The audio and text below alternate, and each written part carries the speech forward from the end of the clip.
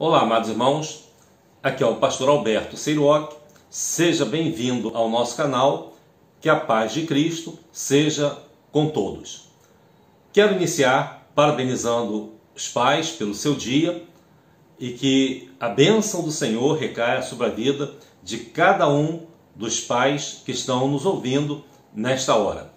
Eu quero dizer a você que, embora seja um dia feliz para muitas pessoas, para muitos pais e filhos, reconheço também que pode ser um dia triste para outras pessoas que perderam o seu pai ou que talvez tenham um pai ausente, um pai desconhecido. E essa dor no coração, ela pode ser minimizada e pode ser até mesmo retirada, se você permitir que a ação do Espírito Santo de Deus na sua vida possa abençoar você. Eu quero então falar hoje sobre a importância dos pais na vida dos filhos. A importância que você, pai, tem na vida dos seus filhos e a importância que os seus pais também tiveram na sua vida. Nesse estudo, nessa reflexão, eu quero então trazer uma reflexão, um aprofundamento acerca dos traumas que nós carregamos e que muitas vezes vieram lá de trás dos nossos pais. Convido você a abrir sua Bíblia em Malaquias, capítulo 4, versículo de número 6. São as últimas palavras do profeta Malaquias e ele então vai dizer as seguintes palavras: E ele converterá o coração dos pais aos filhos e o coração dos filhos a seus pais, para que eu não venha e fira a terra com maldição. Essa profecia final, do livro de Malaquias, ele está falando que enviaria o profeta Elias antes que viesse o grande e terrível dia do Senhor. É claro que ele está falando dos episódios que ocorreriam no Novo Testamento. Eu quero fazer então uma observação ou algumas observações iniciais para refletirmos a respeito da importância dos pais na vida de seus filhos. Em primeiro lugar, eu quero que você entenda que hoje apenas 1/3 dos filhos tem o pai morando com eles. 1/3 dos filhos tem o pai morando com eles. Ou seja, a cada 3 crianças, apenas uma tem o seu pai dentro de casa, tem o seu pai morando com eles.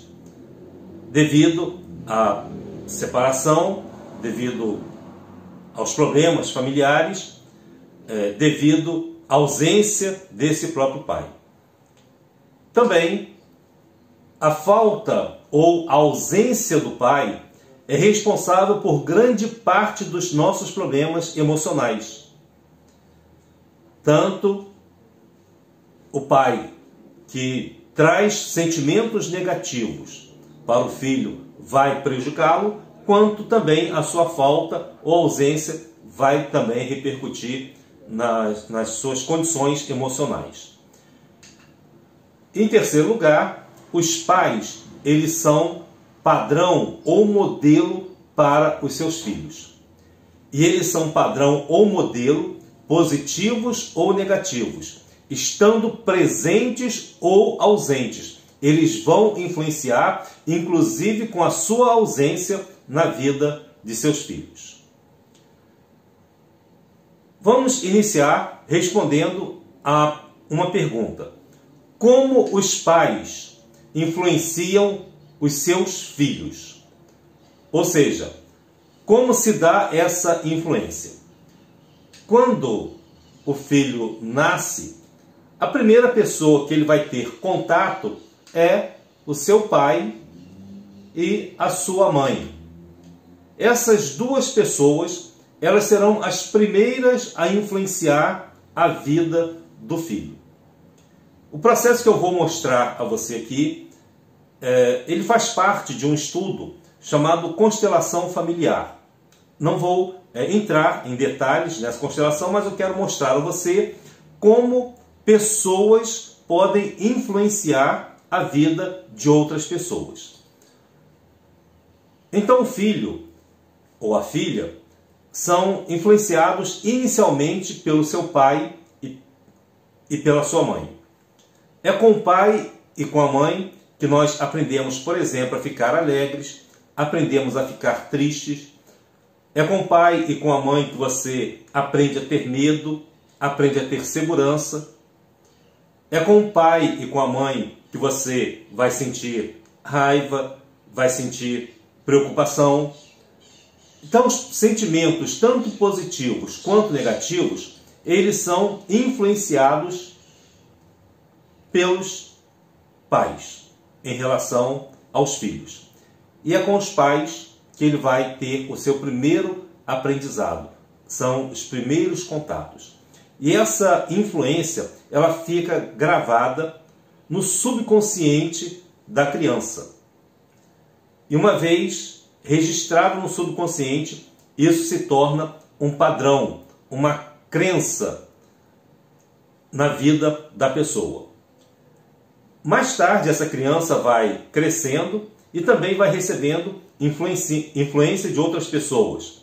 Por exemplo, os parentes que estão mais próximos vão influenciar a vida desta criança. Depois, ela pode se casar, pode vir o esposo ou os amigos que vão influenciá-la.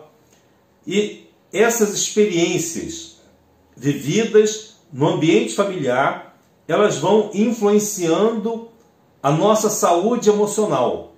E você vai tendo contato depois com outras pessoas, podem ser, por exemplo, professores, o patrão, que vão também influenciando a vida da pessoa. E as experiências que vão sendo acumuladas ao longo da história do indivíduo vai influenciar o seu comportamento e o resultado que a pessoa alcança na vida atual. Então nós temos também uma herança emocional, onde nós tivemos aprendizado junto aos nossos pais, parentes, amigos, vai se repetir depois na nossa vida familiar. Então essas heranças emocionais que nós trouxemos lá de trás, como perdas, brigas, doenças, separações traumáticas, tragédias na família, isso pode se tornar uma espécie de âncora negativa na vida. Serve como um gatilho para as demais emoções negativas que nós vamos sentir no decorrer da nossa vida. Mais tarde, quando você tem, por exemplo, filhos ou filhas, você vai influenciar também esse filho e essa filha e vai também receber a influência deles. E à medida em que você vai se relacionando também com outras pessoas, elas também vão influenciando a sua vida. De forma que aquilo que você aprendeu com todas essas pessoas vai se constituir num padrão de sentimentos, de emoções que podem estar sendo acumulados ao longo da sua vida. E aí você vai estabelecer os seus objetivos baseados nesses padrões de sentimento, daquilo que você recebeu como influência, principalmente dos seus pais. E todos os seus objetivos, eles vão ser buscados de acordo com este padrão. Pode parecer um pouco complexo, mas eu vou te dar um exemplo na Bíblia. Vamos a um exemplo bíblico, o caso de José. No capítulo 39 do livro de Gênesis, nós lemos a respeito da história de José. José foi vendido pelos seus irmãos a uma caravana de ismaelitas e ele foi levado para o Egito e lá ele foi vendido, né, como escravo para trabalhar na casa de Potifar, um oficial de Faraó. Vamos ver esse exemplo de José. O texto de Gênesis, capítulo 39, versículos de 1 a 4, diz assim: E José foi levado ao Egito, e Potifar, oficial de Faraó, capitão da guarda egípcio, comprou da mão dos ismaelitas que o tinham levado para lá. Ou seja, José foi vendido pelos seus irmãos. E o Senhor estava com José, e foi homem próspero. E estava na casa de seu senhor egípcio. Vendo, pois, o seu senhor, que o Senhor, ou seja, que Deus estava com ele, e tudo que fazia o Senhor prosperava em sua mão, José achou graça aos seus olhos e serviu. E ele o pôs sobre a sua casa e entregou na sua mão tudo o que tinha. Observe que José, ele teve sonhos quando criança. Ele falou a respeito dos feixes que se dobravam diante dele, inclusive as estrelas, o sol e a lua. Ele sabia que Deus estava com ele. Como ele aprendeu a estar na presença do Senhor? Ele aprendeu isso com seu pai Jacó. Jacó também era um homem que vivia na presença de Deus.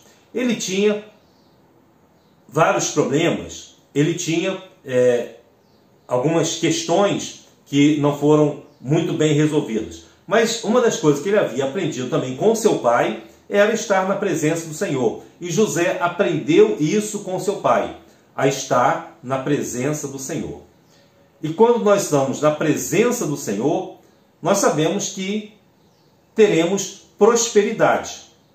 Eu quero apenas fazer um parênteses aqui e dizer, né, que o conceito que nós temos de prosperidade não é de você ficar rico. Muitas pessoas confundem prosperidade com riqueza. No caso de José, ele era um escravo. Ele foi vendido como escravo, ele trabalhava para Potifar. Ele tinha mais ou menos 17 anos quando ele foi levado para o Egito. E com 17 anos, ele já tinha um conceito de vida. Ele já havia aprendido com seu pai muitas coisas. Ele já tinha uma percepção do mundo. Ele aprendeu com seu pai. E ele aprendeu a viver na presença do Senhor. Então, conceito de prosperidade para nós não é você ficar rico. Embora muitas pessoas busquem a prosperidade nesse caminho, nessa vertente. Mas o conceito de prosperidade não é por aquilo que você tem, mas por aquilo que você é. Ou seja, José continuava escravo. Tudo que ele fazia, ele prosperava. Quem enriquecia não era José, era o seu senhor. Deus abençoava Potifar através de José. Observe que José, ele não ganhou nenhum centavo a mais por trabalhar bem, por realizar as coisas de forma a agradar o seu senhor. E ele fazia tudo porque Deus estava com ele. Quando Deus está conosco, nós procuramos fazer tudo bem, tudo direitinho, tudo conforme manda o figurino, e sempre alguma coisa a mais. Ou seja, José foi um bom escravo. Isso é prosperidade, ainda que no sentido de servir a uma outra pessoa, ele fazia essa pessoa prosperar. E por José ter achado graça aos olhos de Potifar e serviu, com fidelidade, diz lá o versículo 4, e ele o pôs sobre a sua casa e entregou na sua mão tudo o que tinha. Veja só, embora José não fosse dono de nada, cabia a ele agora administrar toda a riqueza de Potifar. Como é que José aprendeu a viver na presença do Senhor e como ele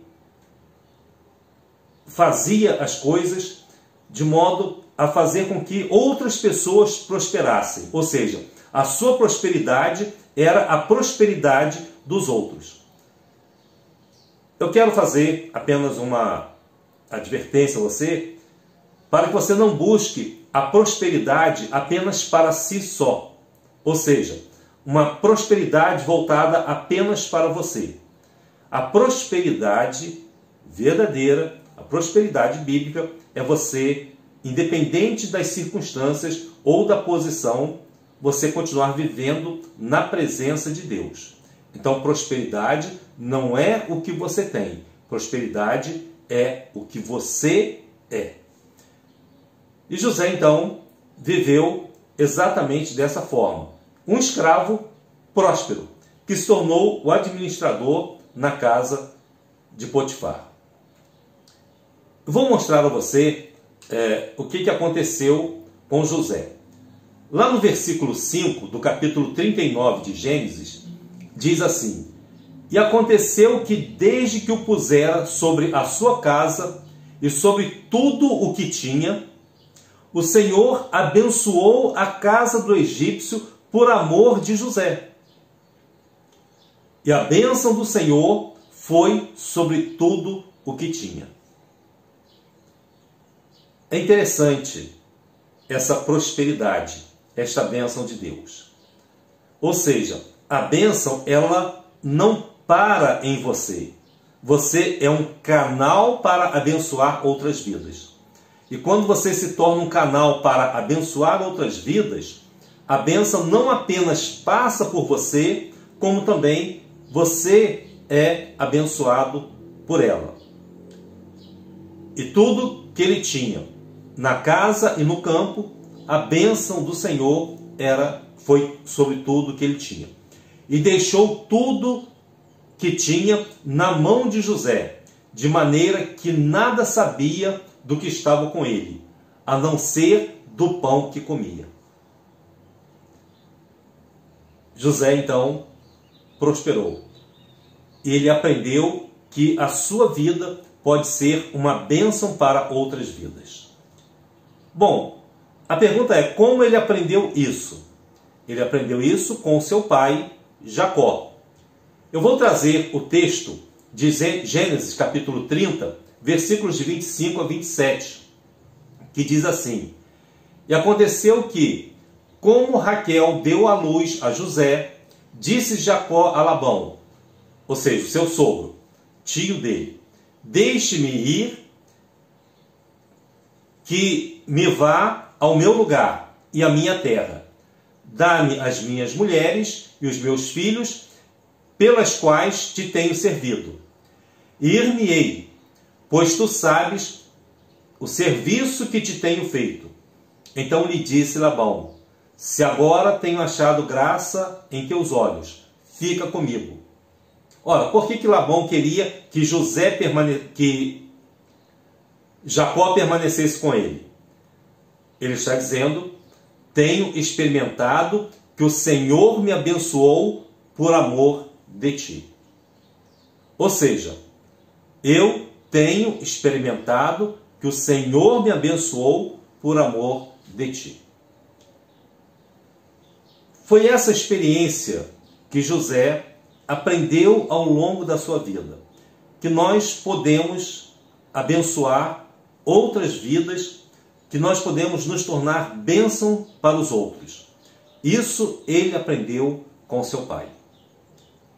Você, pai, o que você tem ensinado ao seu filho? Tem ensinado seu filho a ser uma bênção? Você tem abençoado a vida dos seus filhos? Vamos ver mais um exemplo. Quando José estava lá no Egito, na casa de Potifar, aconteceu um incidente. Ainda lá em Gênesis capítulo 39, diz assim: E José era formoso de porte e de semblante, E aconteceu depois destas coisas que a mulher do seu senhor pôs os seus olhos em José e disse: deita-te comigo. Porém ele recusou. E disse a mulher do seu senhor: eis que o meu senhor não sabe o que há em casa comigo, e entregou em minha mão tudo o que tem. Ninguém há maior do que eu nesta casa, e nenhuma coisa me vedou, senão a ti. Ou seja, José sabia que a tendência para o pecado é quando você quebra um pacto, quebra uma proibição, como aconteceu, por exemplo, no Jardim do Éden. Deus deu liberdade a Adão e a Eva para desfrutarem de todas as árvores do jardim, exceto a que estava no meio do jardim. E aqui a mesma coisa acontece com José. Ele diz: nenhuma coisa o meu senhor me vedou, senão a ti, porquanto tu és sua mulher. Como, pois, faria eu tamanha maldade e pecaria contra Deus? Então José sabia que o pecado, o adultério, ele não seria apenas uma questão de traição à confiança do seu senhor, mas seria um pecado contra Deus. José então resiste à tentação. A pergunta é: por que José ele resiste a essa tentação? Simplesmente porque ele havia aprendido o amor e a fidelidade com seu pai. Ele era filho de um homem que trabalhou 14 anos por amor de uma mulher, que era justamente a mãe dele. José, ele tinha uma referência de amor, ele tinha uma referência de fidelidade, ele não tinha referência de promiscuidade. Ele sabia exatamente que o amor do seu pai pela sua mãe e todo o sacrifício que ele fez, trabalhando 14 anos junto ao seu sogro, Labão, 14 anos servindo o seu sogro, trabalhando por amor a uma mulher que era Raquel, a mãe de José. Ele aprendeu isso com seu pai. Ele aprendeu que o amor ele é capaz de sacrifícios. Ele entendeu que a fidelidade é algo importante. Aprendeu com seu pai. Observe que José ele tem aprendizados muito importantes. Eu quero então mostrar um outro evento na vida de José, lá em Gênesis 45. Quando José chega a ser primeiro-ministro de Faraó, ele está agora suprindo as necessidades dos povos que estavam passando fome. Eles tiveram 7 anos de fartura e agora 7 anos de fome. José conseguiu administrar. Ele era o primeiro-ministro no Egito, e quando seus irmãos foram comprar comida no Egito. E acontece uma série de fatos, até que José então dá a se revelar, ele se revela aos seus irmãos que o haviam vendido como escravo. Diz assim, Gênesis 45, versículos de 1 a 4.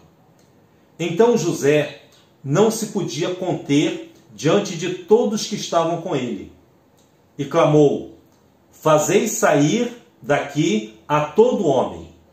E ninguém ficou com ele quando José se deu a conhecer a seus irmãos. E levantou sua voz com choro, de maneira que os egípcios o ouviram, e a casa de Faraó o ouviu. E disse José a seus irmãos: eu sou José. Vive ainda meu pai? E seus irmãos não lhe puderam responder, porque estavam pasmados diante da sua face. E disse José a seus irmãos: peço-vos, chegai-vos a mim. E chegaram-se. Então disse ele: eu sou José, vosso irmão, a quem vendestes para o Egito. Nesse momento, você que conhece um pouco da história da Bíblia, sabe que José perdoa os seus irmãos. Ele poderia ter castigado, poderia ter maltratado, poderia ter se vingado, mas ele perdoa. Com quem José aprendeu a perdoar? Aprendeu exatamente com seu pai. Ele viu, por exemplo, o seu pai voltar para fazer as pazes com o seu irmão Esaú. Ele havia fugido da presença do irmão pela questão da primogenitura. Ele vai pedir perdão ao seu irmão e perdoar e ser perdoado. É o que José aprendeu com seu pai, Jacó. E mais tarde, essa prática do perdão, ele vai aplicar justamente com seus irmãos. Quanta coisa importante, quanta coisa boa Jacó ensinou a José. Quanta coisa importante ele havia aprendido com seu pai. Por isso eu quero dizer a você, hoje, que os pais influenciam os seus filhos. E mais ainda, os pais, eles influenciam o destino dos seus próprios filhos. E como é que os pais influenciam o destino dos filhos? Você, então, é influenciado pelo seu pai e pela sua mãe. Se você cresce com os seus pais dizendo que você é preguiçoso, que você é burro, que você não vai chegar a lugar nenhum, que você não aprende nada, que você não é esforçado, que você não gosta de trabalhar, essas coisas que vão sendo ditas vão se tornando em crenças dentro de você. E mais tarde, quando você tem a convivência com outras pessoas, e se isso for reforçado por alguém, seja parente, esposo, esposa, amigos, filhos, filhas, isso acaba se tornando uma crença dentro de você. Uma crença chamada crença limitante, onde você vai se auto-sabotar constantemente. Porque lá atrás, pessoas que você amava disseram que você não ia vencer na vida. Foram ditas inicialmente, talvez pelo seu pai e pela sua mãe. Ah, mas eu não conheci meu pai, não conheci a minha mãe. Não importa, até mesmo a ausência deles é capaz de influenciar nas suas decisões. De forma que a ausência de um pai, a ausência de uma mãe, vai influenciar também no destino de seus filhos. E aí, todas as vezes que você estiver realizando alguma coisa, você pode atingir o sucesso, se você conseguiu quebrar as barreiras negativas ou se você foi incentivado positivamente, onde os seus pais disseram a você: não, meu filho, você vai conseguir, continue estudando, continue se esforçando. E mesmo quando você tirava uma nota baixa, eles te incentivavam e diziam: não, você vai conseguir na próxima. Continue estudando, continue perseverando, continue se esforçando. E você então encontra o caminho do sucesso. Ou então, aquelas barreiras negativas, de alguma forma você conseguiu quebrá-las e conseguiu rompê-las. Então sejam barreiras negativas, sejam incentivos positivos, podem levar você ao sucesso. E também pode acontecer de você tentar, continuar tentando e sempre fracassando na sua vida. Porque aquelas crenças limitantes que foram colocadas lá atrás ainda estão dentro de você. Embora aquilo tenha sido dito talvez no momento de raiva, no momento de briga, no momento de rancor, isso marcou a sua vida para sempre. E essas crenças limitantes estão dentro de você até hoje. Por isso é que você muitas vezes tenta fazer alguma coisa e não consegue. Está sempre fracassando. Essa influência ela vem lá de trás, dos pais. Seja para o sucesso, seja para o fracasso. Então eu quero dizer a você hoje que a palavra de Deus diz que Deus, ele converterá o coração dos pais aos filhos e o coração dos filhos a seus pais. O que significa isso? Significa uma convergência de coração. Significa que o pai, ele vai se aproximar do filho, que o filho vai se aproximar do seu pai. Ah, mas papai já é morto, né? O meu filho já partiu. Não importa. O que você precisa entender é que o coração de um pai e o coração de um filho, eles podem, por causa de traumas passados, por causa de mágoas guardadas, eles podem estar levando você a um afastamento. E é isso que nós precisamos evitar. Como é que eu me aproximo? Como é que eu faço para que o coração de um pai possa se aproximar do coração de um filho? Em primeiro lugar, se você é filho e se você guarda alguma mágoa, algum rancor, alguma tristeza, algum medo em relação ao seu pai ou à sua mãe, eu quero que neste momento você tome uma decisão de perdoá-los. Aquilo que eles fizeram na sua ignorância. E você então pode perdoar este ato de seus pais. Pode ter sido uma palavra no momento de raiva. E também porque os seus pais, eles carregam os traumas dos pais deles. Por isso eles agem assim. E talvez seus pais não tenham se libertado dessa mágoa, desse rancor, desse medo, dessa tristeza. Se você então é filho, eu pergunto a você, você pode agora perdoar os seus pais? Você pode perdoar o seu pai? Ah, mas como é que eu vou perdoar o meu pai se ele é ausente? Não importa. Ainda que você não tenha sequer conhecido o seu pai, eu digo a você nesta hora, diga em seu coração, diga para a sua alma que você perdoa o seu pai, que você perdoa a sua mãe. Se você fizer isso, o seu coração vai estar se aproximando do coração do seu pai. Se você é pai, se você guarda alguma mágoa do seu filho, ou se você está refletindo sobre o seu filho, a mágoa que você guardou do seu pai, se você está replicando isso, este é o momento de você parar com isso. Esse é o momento de você parar de pecar. Parar de transmitir ao seu filho ou aos seus filhos coisas negativas. E começar a falar coisas positivas para eles. Diga para o seu filho, meu filho, eu amo você. Minha filha, eu amo você. Eu acredito em você. Eu confio em você. Você já disse isso para os seus filhos? Diga isso. E você verá o poder que essas palavras têm na vida deles. É capaz de transformá-los para sempre. Ao invés de brigas, ao invés de palavras negativas, ao invés de colocar sentimentos negativos nos seus filhos, coloque sentimentos positivos.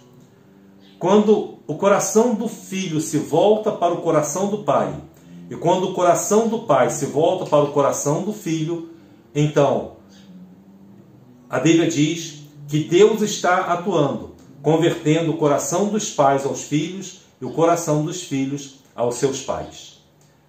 Por isso é que pai e filho devem deixar seus corações unidos, viver exatamente assim e permitir que essa aproximação se dê de uma forma maior, deixar primeiro que Cristo habite em seus corações. E se Cristo habitar em seus corações, acontecerá um milagre maior ainda. O coração dos pais se volta para o coração dos filhos, O coração dos filhos se volta para o coração dos pais. Cristo está presente e então nós vamos ver coração de pais e filhos unidos num único propósito. Pais, amem seus filhos. Filhos, honrem seus pais. E que Deus abençoe a vida de vocês. Fique com Deus, que você seja guardado, preservado pelo poder do Espírito Santo em seu coração, na sua vida. Se você ainda não tem Jesus em seu coração, receba-o como Salvador, como Senhor da sua vida. Que Deus a todos abençoe. Amém.